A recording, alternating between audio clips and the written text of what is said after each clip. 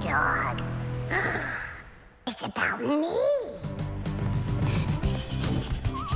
Fixies? It's Chewsocka. It sounds like she's angry with us. I wish I knew what that mad dog was thinking about. I'm thinking about you. You better hide or people will see you. I'm leaving. See you later. It's going to rain. Chewsocka, I have no time to play right now. I'm not playing. His feet are gonna get soaked. Tom Thomas, I'm off. Don't be late. Chewsocka, that's enough. No, I need to go to school. He's got his math class today and he's leaving his math book. I'm trying to serve like a good dog, but no one understands me. Dogs have been serving people since ancient times, along with cows, horses, chickens, and other domestic animals. But of all of these animals, the dog was the very first. In the beginning, domesticated dogs looked like wolves. Over time, they started changing and were developed into dogs of many different breeds, from big shepherds to tiny chihuahuas. So a dog is not only a human's best friend, but his very first friend as well. What is that smell?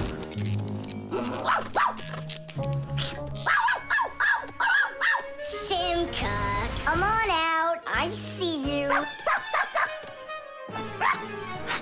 Nolik, jump down.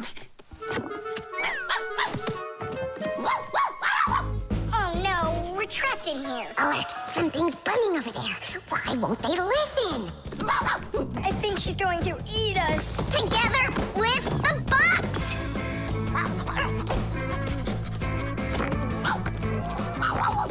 We're done for. Oh. Come on, look!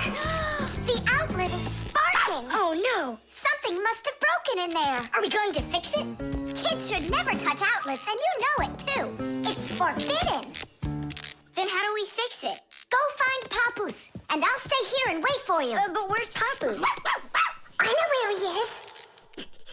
I don't know what she's barking about, but I think Chewsocka wants to help us.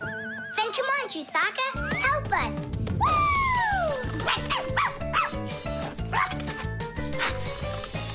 He's in there. Papoose! Papoose! Nolik, is that you? Ah! There's an outlet sparking over there, and it smells like it's burning. Are you sure? Yeah, Chewsocka found it. Really? Great job! There are many kinds of service dogs. Dogs that help people by carrying out a wide variety of different jobs, like protecting a house or a flock of sheep if the dogs are shepherds. Some working dogs help guards protect their borders, while others work for the police. There are sled dogs that transport people and loads in the north, where there's only snow and no roads. Some service dogs help blind people by helping them get to the places they need to go. And there are dogs that save people trapped on mountains. And that's not all. Dogs went up into space before humans. But don't think that dogs are just given these jobs. Oh no, like humans, dogs study for a long time before they're allowed to take on serious work.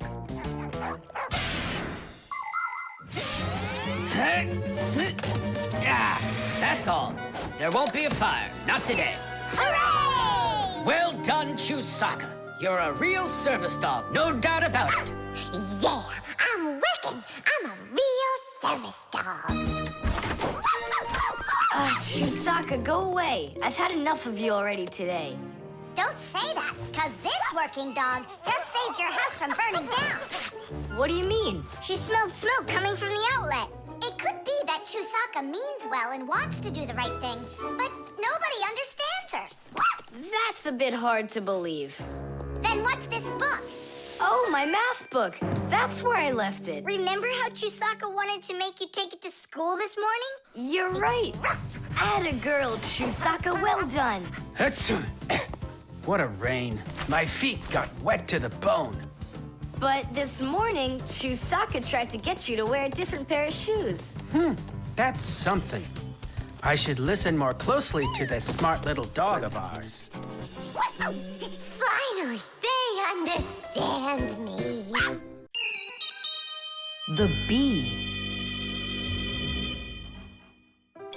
Tom Thomas, Hello. how come you're eating jam straight from out of the jar? Because it tastes so good. Oh, a bee!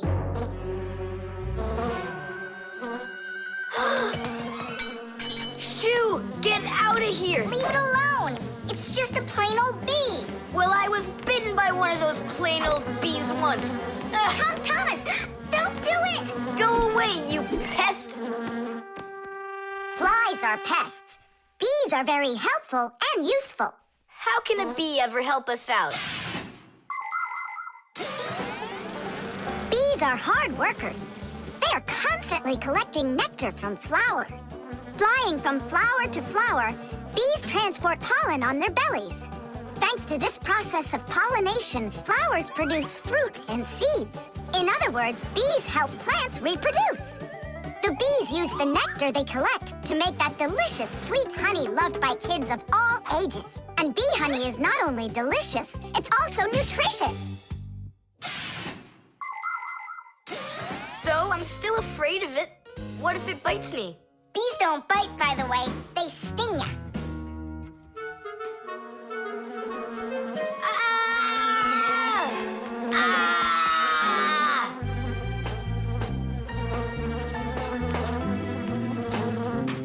Well, now I'm gonna show ya. Don't! The bee's the one who should be afraid. You tyrant. Yeah, you let it go, tyrant. Why are you calling me names? Who's stopping her? She can fly away if she wants. We need to show her the way out. Well, how? Here, little bee. Fly this way. Why don't you try going? Then what can I say?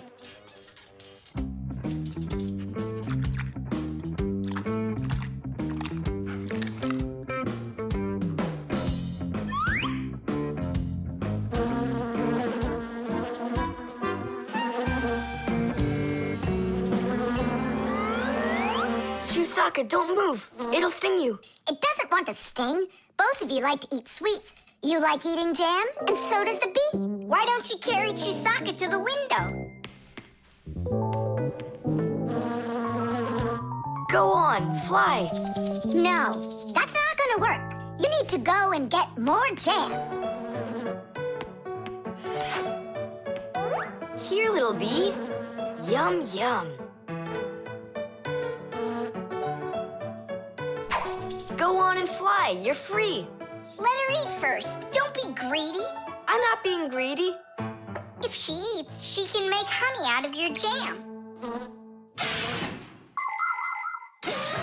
Long ago, people could only collect honey by destroying the nests of wild bees.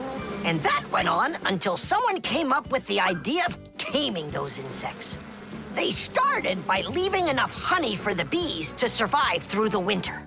People took care of bees in these hollows until they learned to build small houses for them called beehives. And a town made of these bee houses is called an apiary.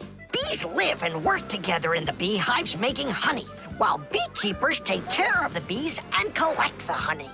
Bees are real team players. They tell each other where the best flowers grow. Do you know how they do it? One of the bees does a dance, and then the rest of the bees watch the dance and learn where they need to fly. You poor thing. Tom Thomas tired you out.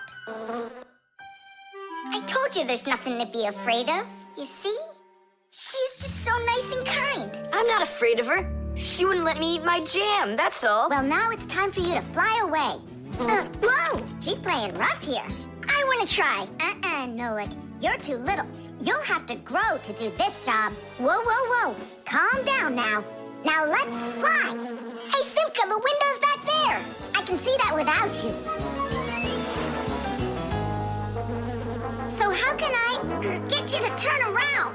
Cool! Hooray! She's listening to me! Woohoo! the window! Now! So long, honeybee! Tidish! Tom Thomas, do you have any more of that jam left? Yeah. What for? Bring it here.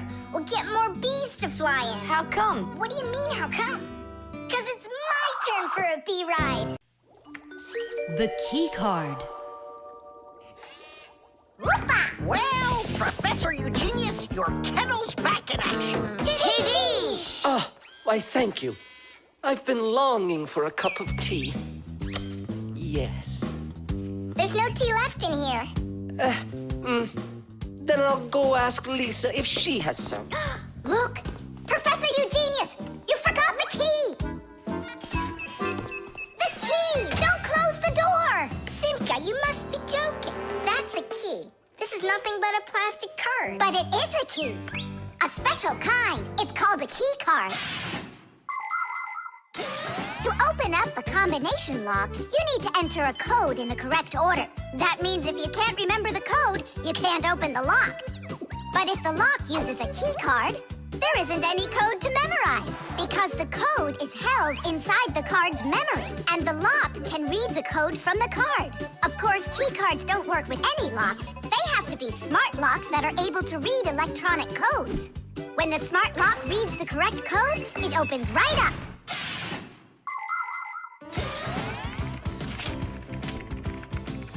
Lisa, do we have any tea here? Of course, Professor Eugenius. Wonderful. I'll take one bag then. Oh, I left my key inside the lab. Can I borrow yours? Just don't forget to give it back. Of course I'll give it back. Come on, Elisa. I got myself a tea bag. Professor Eugenius, the water's boiling. Fantastic. Ta-ra-ta-ta-ta-ta-ta. Ch-ch-chai. Wait a second. Oh no. I was supposed to give something back to Elisa. Why don't you go and ask her? Right. I'll be right back. Professor Eugenius! That's card number 2 now. Elisa, I promised you something, didn't I? Yes, the key. You said you'd return it. Yeah, sure. Let me get it. Just a sec. Oh, I locked it in the lab. It's terrible. How will you ever get back into the laboratory now? You see, there is one way, but it's a secret. Would you mind leaving for a couple of minutes? Colleague, Professor, can you do me a little favor? The key. I think I left it on the table. Yeah, right. It's true. So how do we solve this? I need to think about it. What's there to think about? We just have to go and push it under the door. You think you can do it? Yeah! It's time to get to work. Hey, what's going on?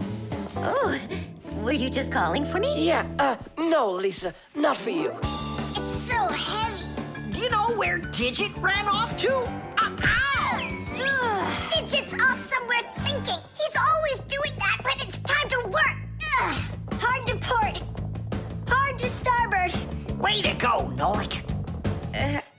Then who were you talking to? Actually. Oh, what's that? Where? What? What was that? Come on, let's try again. Look, do you see that? It's telekinesis. It's the power to transport things with your mind. You are just astounding. Was that done with your mind, too? The door? Yeah, sure. You are a genius. Professor Eugenius is a very talented scientist and a dear old friend of the Fixies. He always helps the Fixies, and the Fixies are happy to help him too. Professor Eugenius let the Fixies set up their school right here at his laboratory.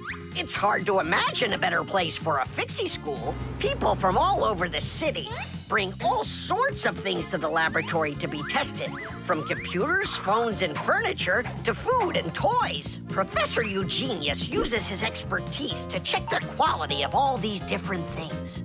To help him carry out his experiment, his laboratory is filled with a variety of tools and machines. Yes, Professor Eugenius is a very smart man, but he can be absent-minded. Lucky for him, he's got us Fixies around. Thanks for everything. Sliding the keycard under the door? That was Simka's awesome idea. But the door opened wide while the card was still on the floor. That's strange. There's nothing strange about it. I'm the one who opened it. How? I climbed in the lock, that's all. Figured out how it worked, and Tadish. Very clever. That's a real Tadish. I guess that thinking before you go and fix something ought to be what we all study next. The airbag. We're gonna be late. We'll make it.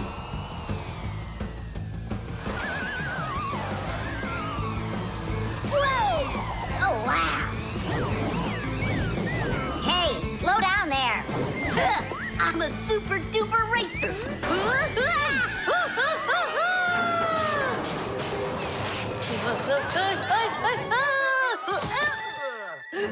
Well, Fire. Again, risking your life. Super racers like me can always count on luck. You know, Fire, counting on good luck is stupid. It would be better if you would keep your mind on safety. Actually, today, Professor Eugenius has something really special to show us. He's going to be testing an airbag. What's that? Ditch it. Explain it. Everybody riding in a car has to wear their seatbelt, because if the car has to stop quickly, the belt will hold the person back. But there are times when even seatbelts don't give enough protection, like when a fast-moving car crashes into something. When that happens, the driver and passengers can be protected by an airbag. You can't see them when they're folded up because they're hidden, but if the car is in a crash, the airbags blow up very quickly, and the person bumps into the bag instead of banging into the steering wheel or flying through the windshield.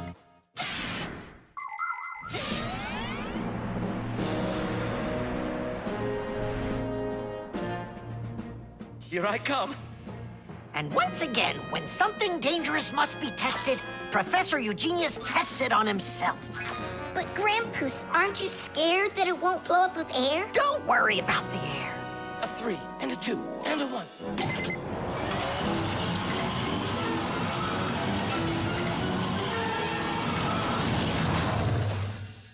The airbag filled up in an instant. Did you notice? Yeah, but how does it do it? There is a chemical inside of there that quickly burns and instantly turns into a gas the moment the crash takes place. The gas fills the airbag, and there you go. Did I explain that right, Professor?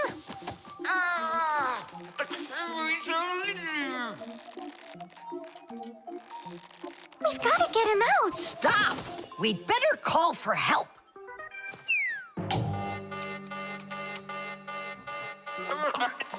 Professor, do you need some help?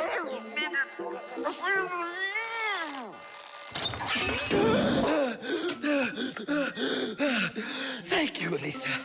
Sorry to take you from your work. You're free to go. Professor, how did you manage to press the button from way over there? I managed to hit it on the fly. You are just astounding. To keep small children safe while they're riding in a car, they must be buckled up with a seatbelt inside of a special booster chair. But kids also need to be careful when they're riding a bicycle, skateboarding, roller skating, riding a scooter. First of all, it's best to keep off of roads where there's too much traffic. Second, put your protective gear on. For your arms and legs, wear elbow pads, gloves, and knee pads. For your head, wear a helmet. That way, if you fall down, you won't get badly hurt. And third, make sure that people can see you. If you're out riding in the evening, your clothes and bike must have safety reflectors on them. They let drivers see where you are by reflecting the light from their headlights back at them. Remember, better safe than sorry. Here we go. Well, I hope this time I've got it. Should we call his assistant right now, just in case? Let's just wait and see. Ready, set, go! Grandpoos, he needs to be rescued. No need. I made a change to it. Now the bag not only inflates automatically, it deflates itself as well. Splendid! As you Fixies say, Today's lesson is done. Hooray! Come on! Where's my Fixie board? I've got your Fixie board, Fire. Here you go.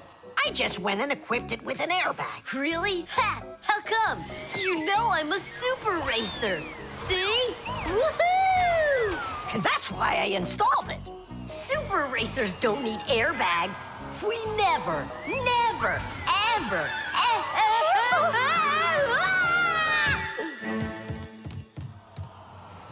Oh, wow! Is that airbag cool or what? It's a very original design you used there. That design is my own, and Fire ran the test. Professor, will you make an airbag for each one of us? You all will get them real soon. But even so, Caution and care make accidents rare. The video call.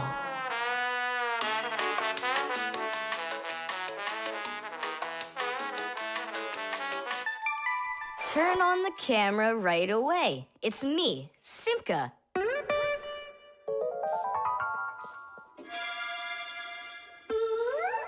Just as I expected. Nolik, why aren't you in school? School? It started? No, but you'll be late if you don't hurry. I'm on my way. Simka, is that really your Fixie school? Well, actually, it's the laboratory where Professor Eugenius works at. He lets us have our school here. Who's that, Simka? Look. Is that the professor? Where? Oh, come on, Tom Thomas. That's the manipulator. Who? Not who, what? It's a mechanical arm. For real? Oh, please show me some of the other things you've got. But how can I show you? Come on, with the camera. Computers and tablets are able to connect with one another through the internet. That's why you can talk to another person on your computer like you're talking on the phone. And if the computer has a video camera, then it's possible to send not only sound through the internet, but video as well. That's why it's called a video call. With video calls, it's possible to talk to your friends, to see them, and to show them all the things you can see yourself. All right, take a look. Over here we have chemistry equipment. And over here, hey, Tom Thomas, it's good to see you. Wow, you flew there so fast. Nola, get out of the way. You're blocking the view of the lab. I am not blocking the view. Stop it. Go away. You, go away. Tom Thomas, what are you watching?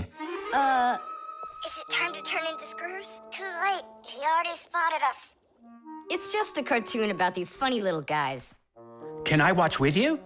Nah, it's boring, Dad, and I've already seen it. Next, that blue guy, he starts jumping. Watch. Now what? I say run. Start jumping. Make it cartoony. Now that redheaded character will sing. Watch.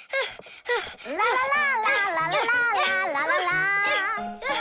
Then she starts dancing. La la la la la la la la. These guys really are funny. And here are the super fast moves.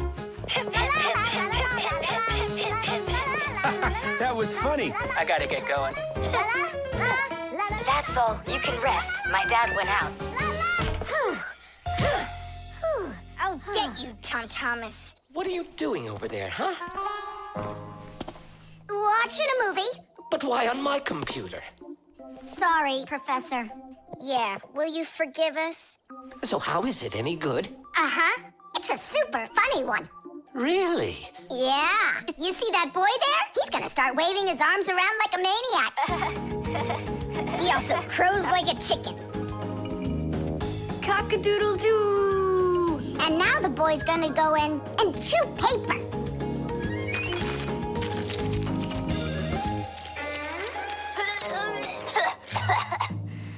I can't do this all at once.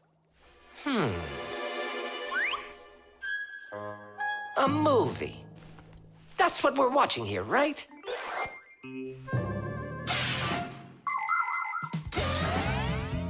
have always been interested in seeing what's going on outside of where they are. And with the invention of video transmission, it's now possible to see what's going on almost anywhere.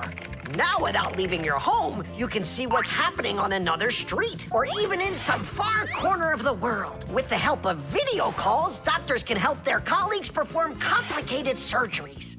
Teachers can give lessons by video, and scientists can take part in video conferences. With video, you can watch a live theater performance in another country. And even in outer space, an astronaut can feel right at home just chatting away with friends and family. And it's not just for astronauts either. Now almost every tablet and phone here on Earth has video in it. Introducing Tom Thomas. Nice to meet you there, son.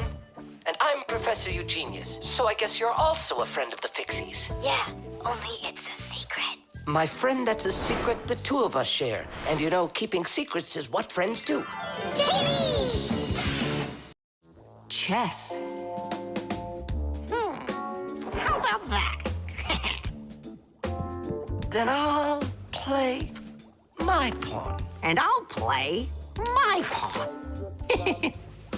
Grandpa's, we need our spool, and it's missing. Oh, congratulations. Professor, have you seen it anywhere? The spool?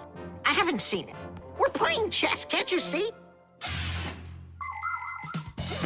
Do you like board games? Like dominoes, for instance. Just about everybody has played it. But do you know where it came from? Dominoes was invented by the ancient Chinese. They made tiles and decorated them with dots like on a pair of dice. And this is a game that looks a lot like checkers, but it's a lot more challenging. It's called backgammon. Backgammon originated in Persia, and from there it spread all over the world. But the most challenging game of them all is the game of chess. Chess was invented in India, and today the game of chess is loved in every country. It's played by adults, by children, and even by computers. Chess is a real sport. But the most important thing for playing chess is not the power in your arms, but the power in your brain. Hey, look, I found it! Yeah! Hey, what's going on? That's our spool. Please let us take it back. There's something we have to do with it. But we're using it. Can't you wait? It's a replacement for the missing pawn. Oh, Nolik can work for a while as the pawn's replacement. Yeah, I could do it. All right, you can take it. And you stand right over here. 1, 2, 3, up we go! Class. So how do we play? You're going to play for the whites. And now I'm going to capture your knight. And we're gonna knock over yours. Take that. Whoa, whoa, whoa, young man. Slow down. It goes back here.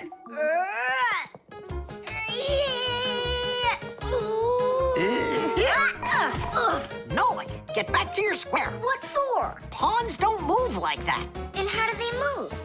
Only one square per move and only forward. Of all of the pieces, the little pawn is the weakest. What a mess. So which one's strongest, huh? This, it's the queen. She's the most dangerous threat to the other king. Aw, how come I couldn't be queen? Then that black king would have to deal with me. Oh, yes. In chess, each player has a black or white army with 8 pawns, 2 knights, 2 bishops, 2 castles, and a queen. All of them work together for their king, trying to protect him while attacking the enemy's king. If the king finds himself in a position where he can be captured, the attacking player says check. And if the king finds himself with nowhere to run from the attack, it's called checkmate. Whoever checkmates the other player's king first is the winner. I'll move my queen. Yeah. And me, my queen. Then I'll just capture your queen. Really? Then I'll just capture yours. Grandpa's, should I go now? Not yet.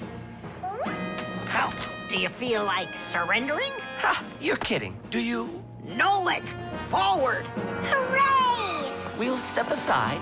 forward. Aha! Next I'll go and capture the knight. He got away. All right, pawn, and once more, go forward. Grandpa's, Where do I go now? Don't you see the edge? Don't go anywhere. Now you're the queen. What? The rules of chess say that if a pawn makes it all the way to the other side, he can become anything that was captured earlier. Hooray! Then I'll be the queen, and I'll be the strongest piece in the whole game. Hey, queen, get back here. In case you don't know, this isn't over yet. We capture the pawn with the queen. Queen, this is your new place. Check. Check. Yeah? Now come to here. Checkmate, my colleague. Of course it is. It is, mate. Yeah, I lost. Hooray! Tadish, tadish, tadish! Professor, we found the missing pawn for you. So that means Nolik can leave with us. I'm not going anywhere with you. Chess is the greatest game you'll ever play in your life. Oh, you should have seen how I put Professor Eugenius into checkmate. Really? Well, Grandpa's helped me a little. Actually, it was Grandpa's telling me where to move. But I'm the queen now. The shadow play. Oh, hi there, Tom Thomas. What are you doing here? I dropped a paper clip. Give me some light. Huh. What's so funny, huh? We're trying to help you out. You've got funny shadows, that's what. Hey, check this out.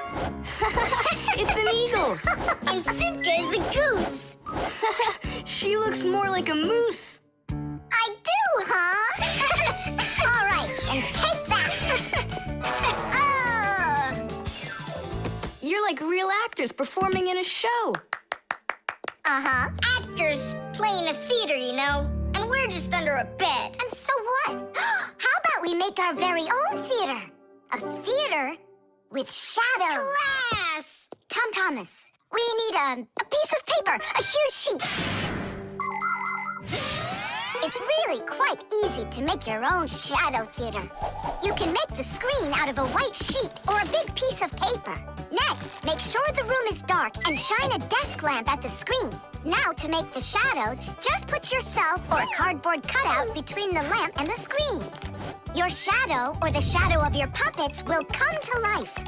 But make sure that the audience sits on the other side of the screen. The play will be much more magical for them from that side. Tom Thomas, light. Oh, wow!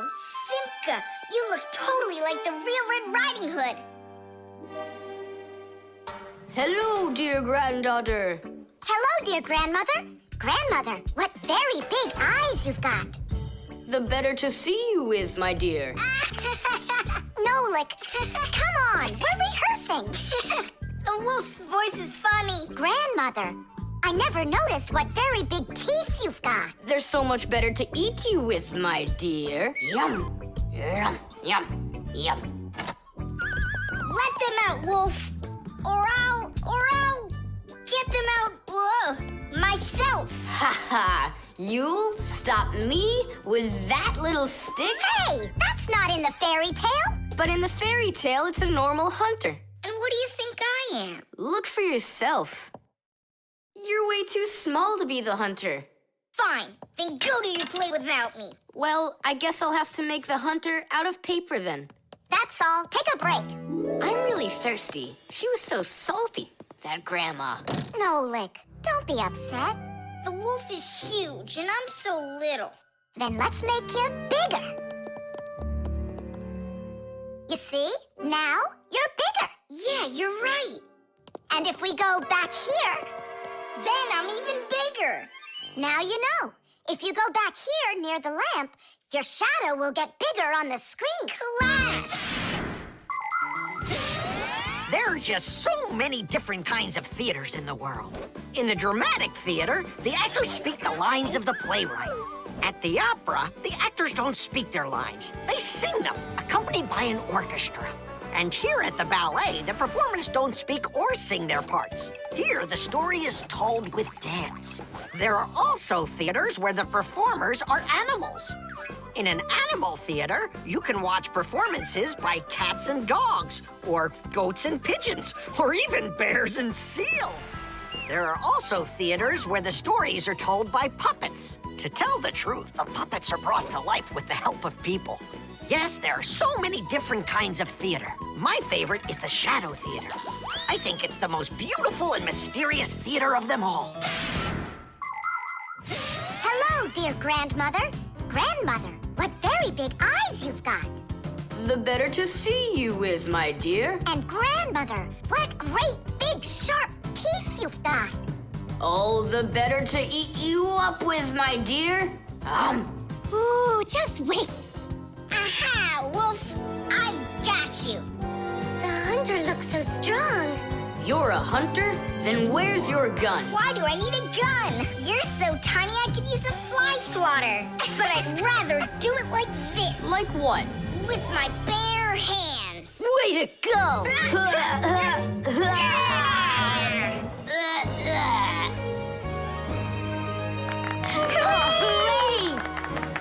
Splendid. Who was your favorite? Mine was the grandmother. Well, I think Red Riding Hood was the best. For me, the hunter. He was so mighty and so fearless. And for me, the special effects. The Eco Tester. Are you ready to see my new invention? I just can't wait to show you what it does. Whoa, what is it? An Eco Tester. And what is it for? This device lets you check vegetables or fruit, so you'll know if they're safe to eat. To grow apples, tomatoes, or melons faster and bigger, people add chemical fertilizers to the soil. But there's a problem if too much of these chemical fertilizers is used. When there's too much of them, the harmful chemicals get inside the fruits and vegetables, and that makes them very dangerous to eat. An eco-tester is a special device that quickly shows how much of these harmful chemicals have gotten inside of the food. And if the reading is too high, that means you shouldn't eat it. As you can see, the eco-tester shows that this apple is good. Well, let's see. Look, this one is safe too. Ugh, it's not interesting this way. These apples are all safe. Now let me take this delicious apple and, make it bad. We will inject this apple with a harmful amount of nitrates.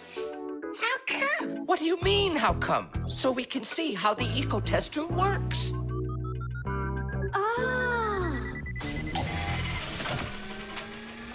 Whoa! Aha! So you see, the eco-tester clearly shows this apple is poisonous and can't be eaten. Is it only for apples or for any kind of fruit? Any fruit or vegetable. I can get a watermelon to show you. Could it really be true that watermelons can have nitrates too? Of course they can have nitrates. Humans often act without any concern for nature. The waste from factories, airplanes, cars, and cities causes tremendous damage to nature. Species of plants and animals disappear. Air, water, and soil become polluted. And many other kinds of ecological problems appear. And humans shouldn't think that ecological problems are just nature's problems. Because when humans harm nature, they are also harming themselves. People breathe in the dirty air, drink polluted water, and eat food grown in soil contaminated with chemicals. If humans don't want to drink milk filled with poisons, and they want to eat ecologically clean fruits and veggies, then they must learn to treat nature as their friend. Hey, why don't we test these apples ourselves? Nolik, help me out.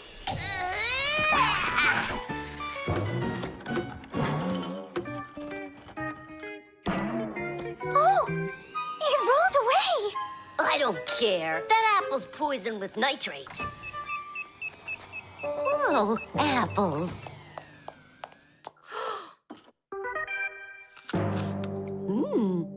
Lisa, don't eat that! Lisa, stop! Please sit down. What? You bit into it? Yes, and what? Oh no, it's poisoned. What? Do you have trouble talking? Oh, yeah. You feel faint? Oh, I'm fainting. Elisa, hang in there. What? There's no poison in that apple she ate. Oh, my assistant. Oh no, I've poisoned her. Oh, Elisa, please. There was no poison in that apple. Oh no, he didn't hear us. What should I do? I know how to make him hear. Hello? It's an emergency. It's a case of poisoning. Not me. I poisoned someone. Yes, with an apple. Fire. I mean, poison. Oh. Professor, this apple has no poison in it. The bad one rolled away onto the floor. Did it really? This is just fantastic news. Can you see me, Elisa? I can't see anything. How's that? I see you. I can see you.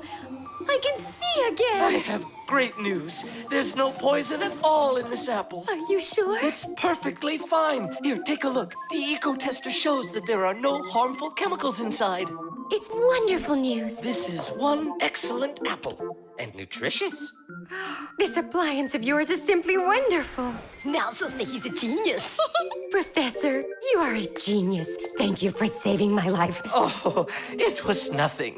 Actually, it was Nolik. He saved her life. I did? Dropping the watermelon was your idea, wasn't it? Ah, you're right. I saved her life. The instructions.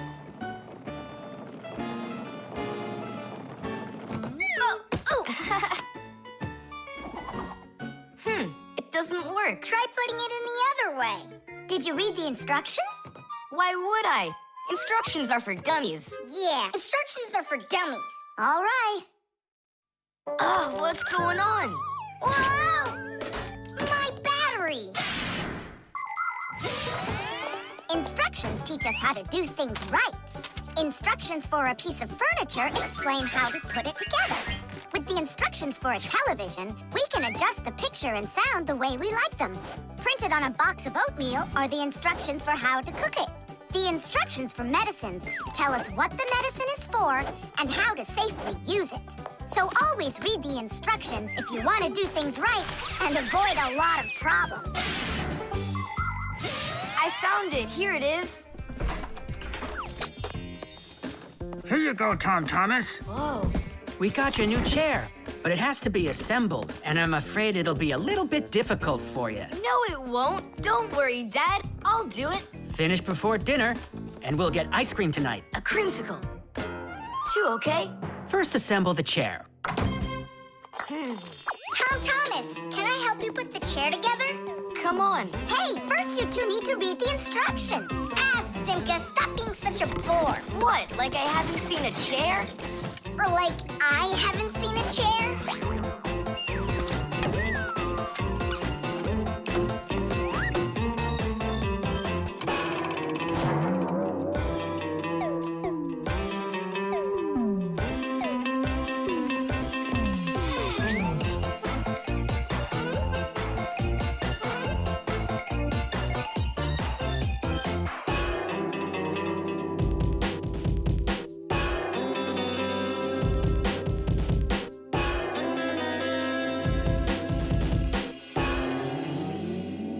Well, Tom Thomas, you done? Dinner's ready. Let's go. Oh, Dad, no. I need another 2 minutes. Simka, help me.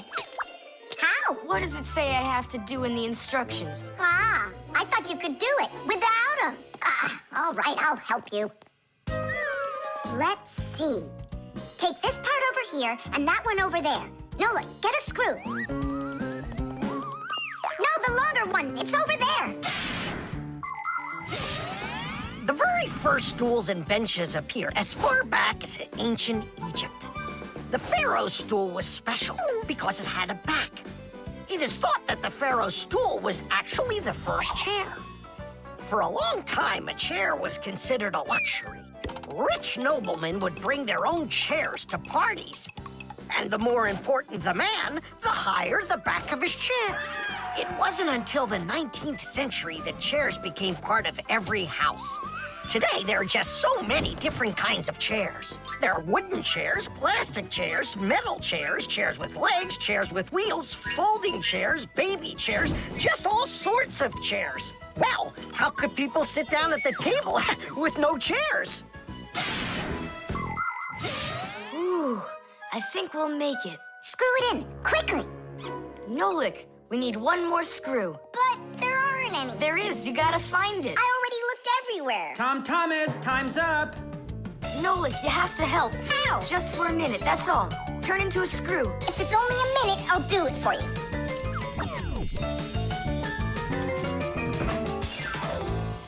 I'm done. You built it. Huh. Great job, son. Mom, see how I won the bet? Can you believe it? He put the chair together. You're so brilliant. Go on, have a seat. Oh! Whew. Now I see. You missed a screw. But I screwed it in. It must have what? Must have what? Look. Here it is. Now this screw's not going anywhere. And that ice cream you won? Well, you just lost it. Well then, Mr. Chair Builder, time for dinner? Yeah, in a sec. Where is that Nolik? He ran away. What a traitor. No, he's not. He promised you he'd become a screw for just a minute. And the minute was up. Well, where is he then? Over there. He's studying the instructions for the clock. Hey, Tom Thomas. It says that we put the wrong kind of battery into the clock. We should have used that kind. You see, Tom Thomas? If you don't want to be a dummy, instructions are for you. Batteries. Oh, my little lemon, just you wait. One day you'll be a strong and splendid tree. She's talking with a flower pot. Oh, you scared me. Do you like it? Like what? My seedling, don't you see? It will grow into a huge tree. And there, amongst the green leaves, will be beautiful yellow lemons. Class! From that thing? Lemons? Oh, yeah. It'll grow into a tree. All it needs for that is to gather energy. Get energy from where? From our sun. The sun? It'll be so slow.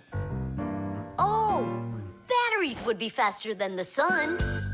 Batteries? I really don't think so. Tula, do you know how much energy they have? Let's just bury a bunch of those batteries in here, and you'll be watching your lemon plant shoot up into a tree. Are you positive? Absolutely. And where can we get the batteries? Over there. Professor Eugenius has a whole box full of them.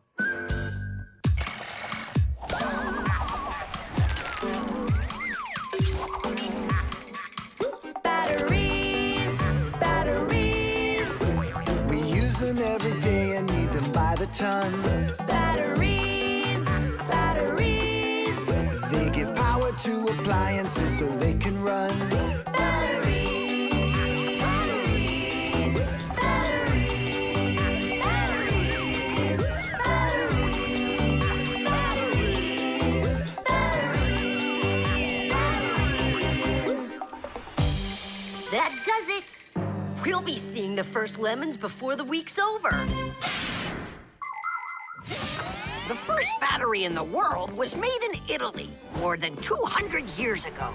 When two different kinds of metal were placed in salty water, electricity started flowing through a wire from one piece of metal to the other. Many years have passed since then, but batteries still work in pretty much the same way. Today, you can find batteries being used for electricity just about everywhere.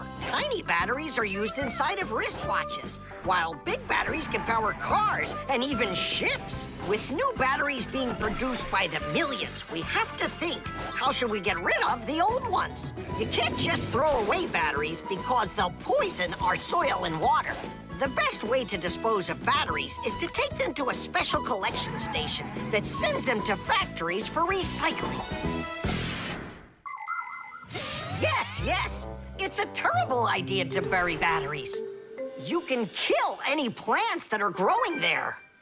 And this is the very reason why Professor Eugenius puts all of his used batteries in that box over there, so he can dispose of them properly. Hey, where are they? Oh, my seedling! We harmed you! What? Where are the batteries? They're in the flower pot. How come? So the lemons would grow faster. From the batteries? Who came up with that idea? It will die! Hurry! We gotta go save it! The soil's contaminated. We've got to find a new home for this seedling. But where? Over there. There's a pot with healthy soil. Let's do it! Batteries, batteries. They come in different sizes, shapes, and colors too. Batteries, batteries. Could be yellow, might be green, or maybe red and blue. Batteries,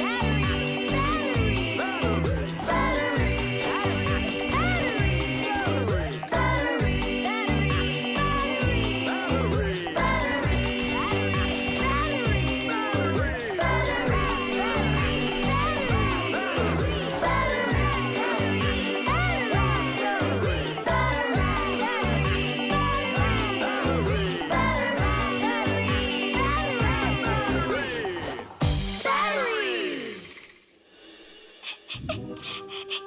Don't cry, Tula.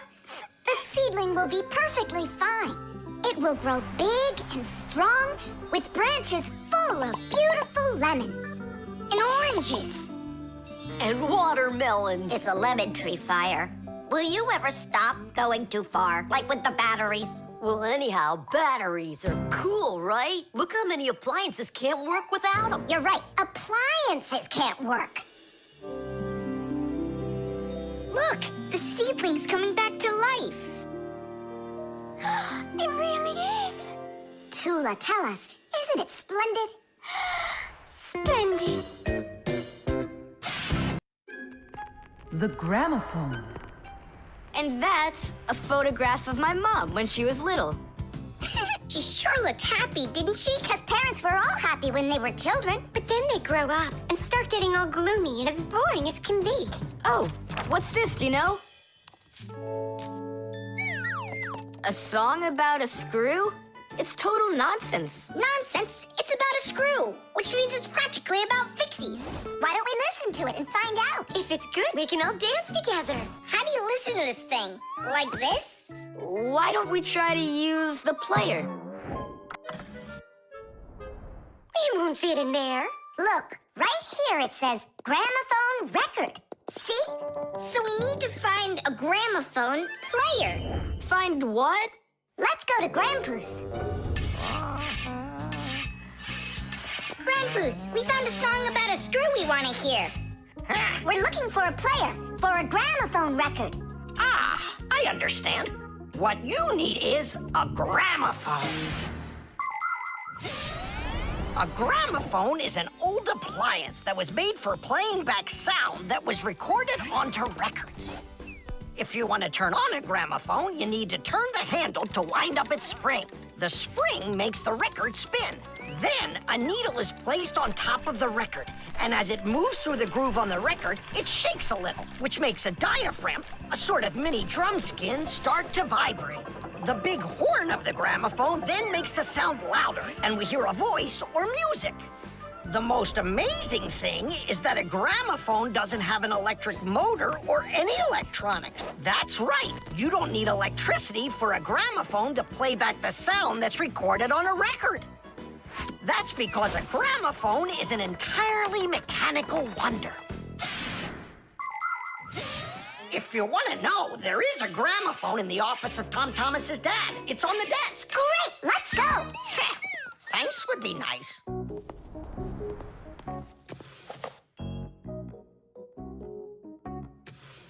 I can't find the on button. There is no on button. You need to grab that handle and turn it. Now take that thing and put it down onto the record. It's not playing. Look, There's no needle in there. And where can we get one from? We can make it. Do you have any nails around here? Is this good? That'll be great! Verda, are you ready? Totally. Better cover your eyes.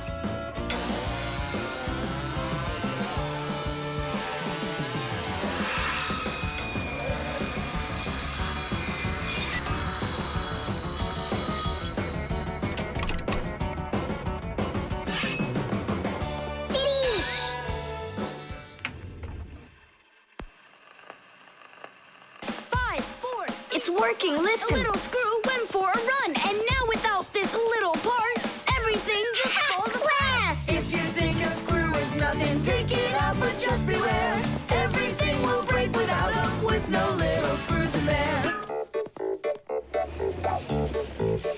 The bulldozer was a strong one until there was a thud.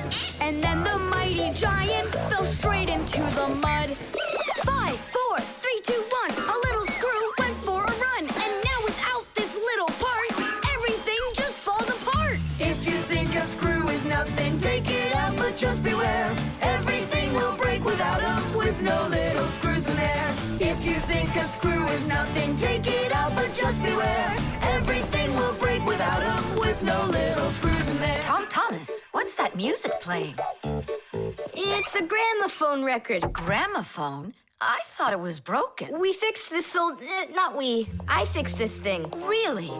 What a wonderful boy I've got. Other kids are breaking things, and you fixed them. What do you say we play that record once more? I used to love it so much when I was little.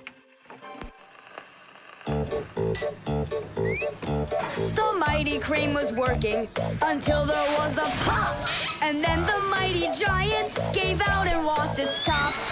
5, 4, 3, 2, 1. A little screw went for a run. And now without this little part, everything just falls apart. If you think a screw is nothing, take it out, but just beware. Everything will break without them, with no little screws in there. If you think a screw is nothing, take it out, but just beware. Everything will break without them, with no little screws in there.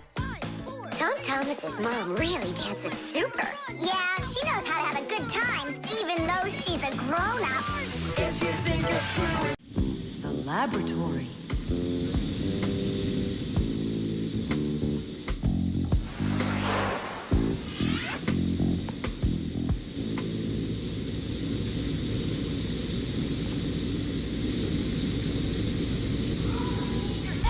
You've got to get to the school right away. What did he say? That we've got to get to the school. How come? Did you hear why? I didn't, did you? I wonder if Simka didn't go to school today. Or if Nolik got into some kind of mischief? Oh, I'm worried this is something serious.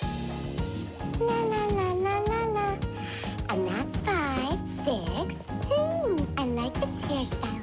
7, 8. Hi there. Hello, Verda. Where's Grampus? I'm not positive, but go and look in the chemistry area over there. Over in chemistry? Tell us, was Nolik doing anything wrong today? Nolik? He's always fooling around. Right. So we're not here for anything Nolik did. Maybe something awful happened to him. Like what? Well, how about anything? This isn't just a school for Fixies. This is a laboratory. The laboratory where Professor Eugenius works is always humming. In the mechanical zone, Professor Eugenius tests all sorts of different devices to see how well they are made. In the chemistry zone, he conducts experiments on the quality and safety of food. In the electrical zone, he repairs electrical devices and checks their safety. Unfortunately, the professor can be absent-minded, and that can cause things in his laboratory to bubble, spark, or even explode.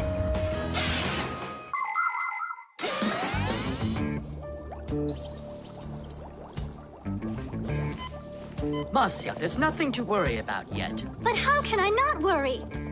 Digit, have you seen Nolik anywhere? Do you know if anything's happened to him? This is a laboratory here.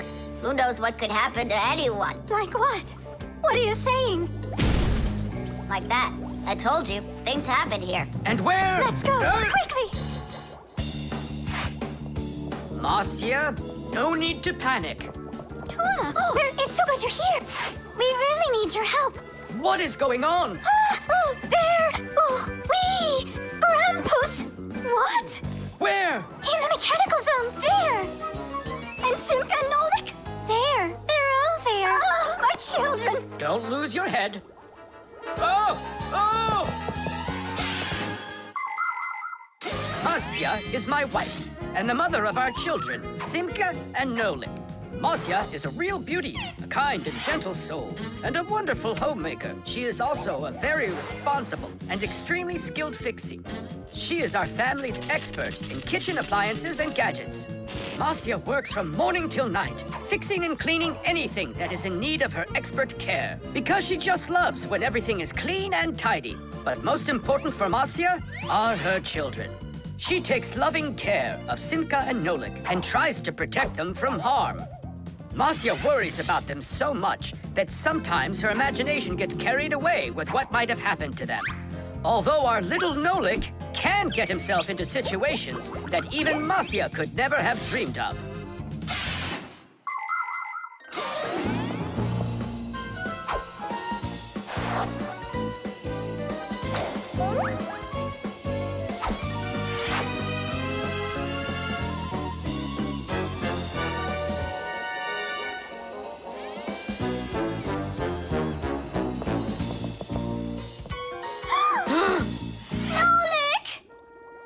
Hang on tight! We'll save you!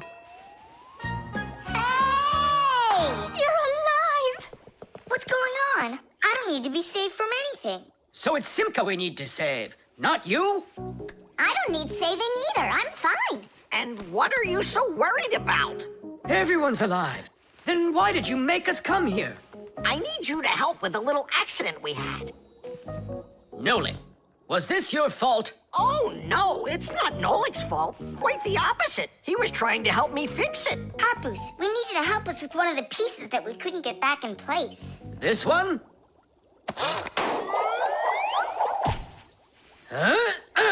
Tadish! Oh, a perfect repair. Huh, that was really the only reason we had to rush here? Why not? There was just no way we could let this wait, so I sent for you. But Fire said... Why fire? Why is it always fire? How come you had to scare us so badly? I'm not the one who scared you. You did that all by yourselves. The antenna. Wow, is this cool or what? Ah, hello there, little Fixies. Did you come to see what I'm working on? Professor Eugenius, tell us what you're planning on doing with this huge thing. Well, I hope to use this fantastic device to make contact with aliens. Since ancient times, people have wondered, is there life on other planets? What might aliens from outer space look like? And what kind of spaceships do they travel in? There are some people who say that they've seen alien spaceships and that they look like flying saucers. There are even some people who say they've actually made contact with aliens. But personally, I'm sure it's just their fantasy.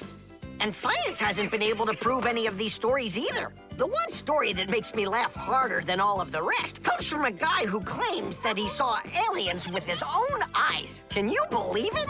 He said that there was a group of tiny aliens that look like humans with glowing hair. It seems to me that this guy just happened to spot a few Fixies who weren't able to hide from him in time.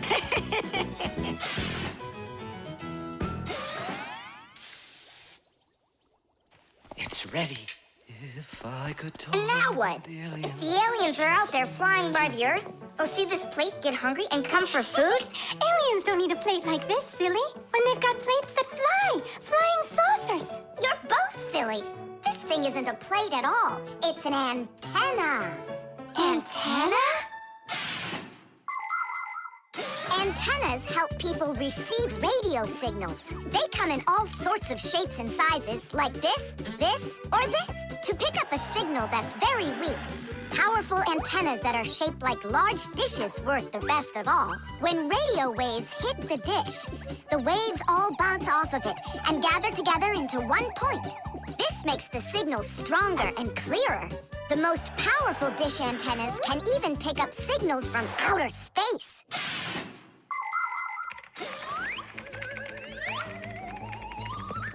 Nolik, stop! You'll burn yourself. Don't treat me like a baby boy, okay? Huh, interesting. I wonder what's inside of there, do you know? Why don't we go and take a look?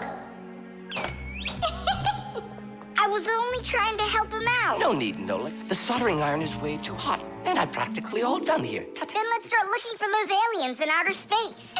Just 1 second, Nolik. There. Uh-oh. And now,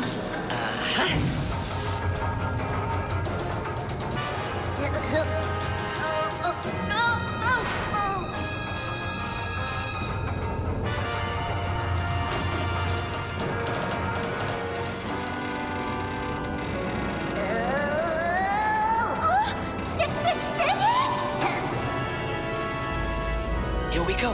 Nolik, Simka, let's see if we can pick up signals from outer space. What do you think? Is it night right now, where the aliens live? What if they're sleeping? Quit bothering the professor with your nonsense. Let us out right now. Can't you hear us? Please let us out! I'm afraid there's no way they can hear us from this far away. I can't hear any signals. It just sounds like static. Be patient, you guys, and keep listening. Digit, we all know how clever you are. Can't you think of a way out of here? I think I got it, Tula. You stay there. Yeah. I'll use a special code I know to send a signal that we're in trouble. Wait a second. Do you hear that? Could it be a signal from the alien? Hooray! This is sensational. It means that somewhere in the cosmos are intelligent forms of life. 3 dots, 3 dashes, 3 dots. Ooh, it's Morse code. It's a signal for help that they're sending. You don't think the aliens are in trouble, do you? Yeah, I think so. And who do you think they learned Morse code from out there? Yeah, that's strange. There are hardly any Fixies that know that code. Digit does. Ah, and where is he, you know? And where's Tula? Well, I think I know exactly with which aliens we made contact. I think I know it too, Professor. Lower the antenna.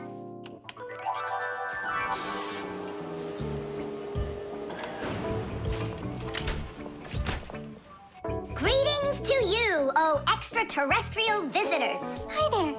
It's good to be back. What a shame. I was really hoping that we'd find intelligent life forms out there. It's all right. At least we found 2 unintelligent ones. The baby monitor.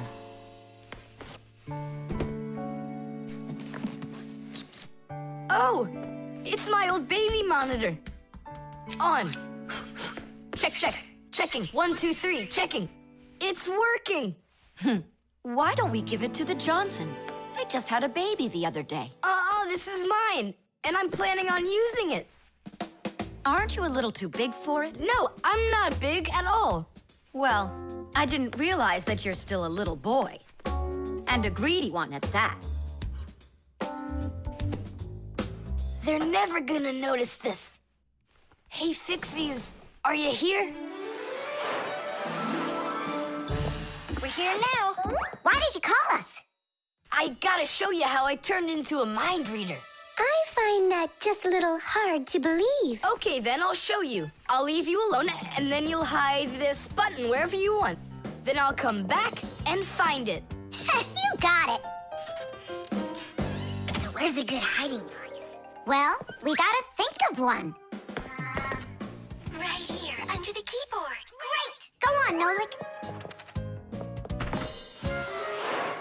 Come on in. We're ready for you. And now, I'm going to read your thoughts. Here I go. You hid the button here. Look. Ta-da! He really does read minds. Oh, that was a lucky guess. Bet you can't do it again. Well, I bet you I can. We're gonna have to be sneakier. Verda, she's the most beautiful girl in our class. She knows it too, and doesn't hesitate to use it. She can even be a bit sneaky, like when she needs help with her homework. Then Digit suddenly becomes her best friend. But if she doesn't want to carry her pack-a-mat, she'll say, "Fire, please help me. You're just such a strong Fixie." But all us boys like her just the same.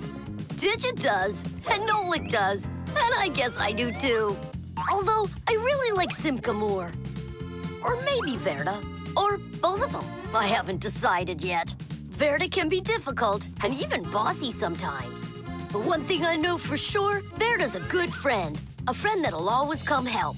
Well, that is if she's able to pry herself away from the mirror.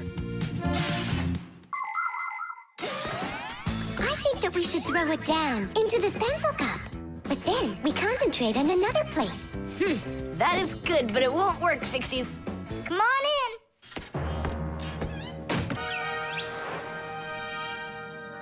Uh-huh. Aha! It's in here. Tadish? Simka, were you thinking about the cup? No, I swear. And my mind was blank. Then who did, huh? Uh-huh. Tom Thomas, what do you say we go again? As many times as you want. I know how he's been doing all of this. It's a baby monitor. That's how we can hear what we're saying. I don't get it. A baby monitor helps parents watch over their babies. The system has 2 units that look like wireless telephones. The parents keep one of the units by their side and put the other one in the room where the baby is sleeping. If the baby suddenly wakes up and starts crying, the unit in the baby's room will pick up the sound and send it by radio waves to the parents' unit. Mom or Dad will hear the crying and go and comfort their child. And so he's listening to us now. This time I know what we should do. We'll hide it under the globe. Ooh. Go on. Uh-huh. Aha! Huh? Where is it? If you read our minds, you'd find your button under the baby monitor. You tricked me. That's really not nice. And spying on us is nice, you think? I'm sorry, I just thought it'd be fun. Well, anyhow, Tom Thomas, you're too old for this thing. Unless, of course, you still need it. I'm not a baby. I was just, checking it. I'll go and give it to Mom. Mom, I'm not greedy. About what? Let's give this monitor to the Johnsons, and this car is for their baby boy. I don't think that baby's big enough yet for your car. So what? Soon he's gonna get bigger and become a big boy, right? Like me.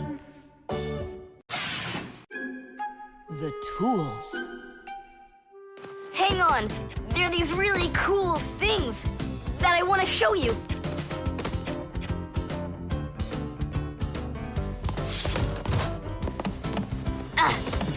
Whoa! Whoa, look how many things you got all at once. Your dad's gonna be so angry when he sees what you did with all of his tools. I'm gonna put them all right back where they were. And where were they? Open the box and you'll see. It's neat. There's a special place in there for each one of the tools. Try hammering in a nail or drilling a hole with your bare hands. Uh-huh, there's no way. But with the help of the proper tools, it's a piece of cake. But of course, that's only if you know how to use them. Tools need proper care. If the head of a hammer is loose or a drill is dull, then you shouldn't work with them. It's dangerous. And when you're done working, put the tools back in their places, or you'll be tearing your house apart trying to find them the next time you need them. Huh.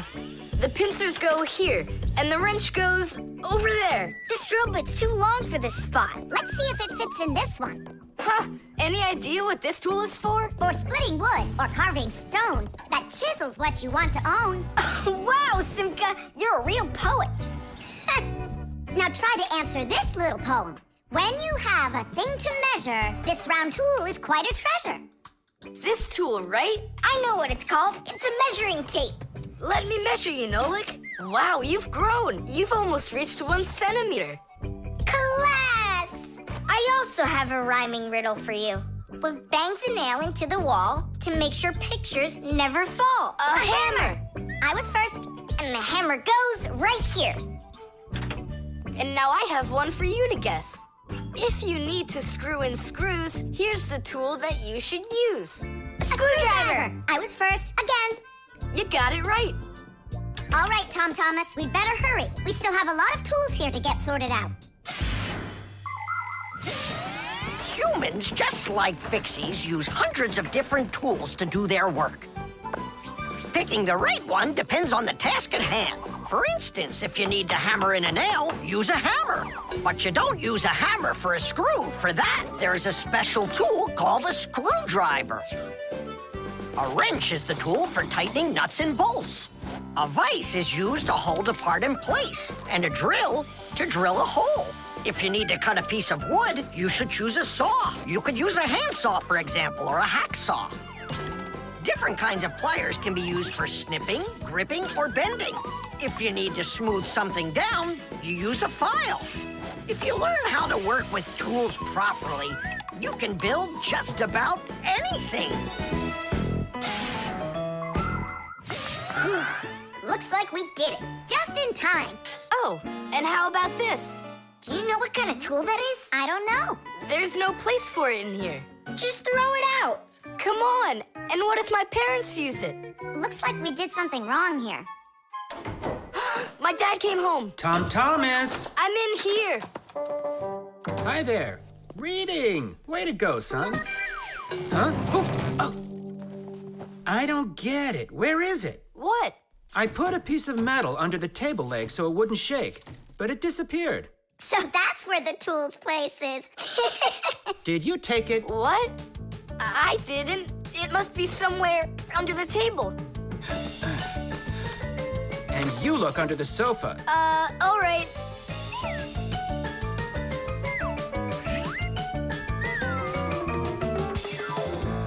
What do you think he wants? He wants us to get that metal thing out of his dad's box. Come on, let's go. You got it.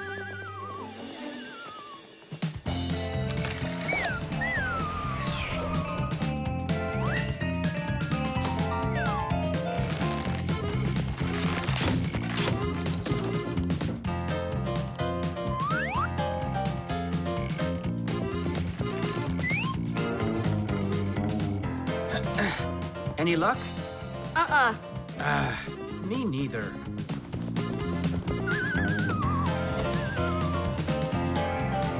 I found it, Dad. It was under the table, just like I told you. Huh. You were right. It's strange. How could I have missed it? Maybe you're just, tired from working too much. Maybe. Tadish. What? It's a new word, Tadish. Tadish. I do like the sound of it.